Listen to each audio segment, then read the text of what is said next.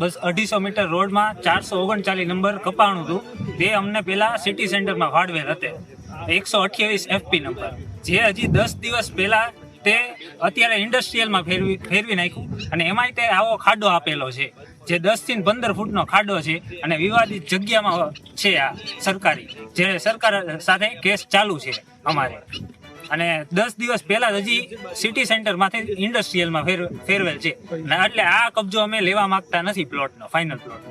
FIR authority દ્વારા ખેડૂતોને કબજા સોંપણીની જે કાર્યવાહી ચાલે છે એમાં અમારો વિરોધ એટલો જ છે કે અહીં જે આપણે ઊભા છીએ એ જગ્યા અમારી 50 દોકડાના માલિકોની જગ્યા છે, આશરે 1000 વીઘા જેટલી. એમાં છેલ્લા 5 વર્ષથી બહુ મોટે પાયે માટી ચોરી થતી હતી.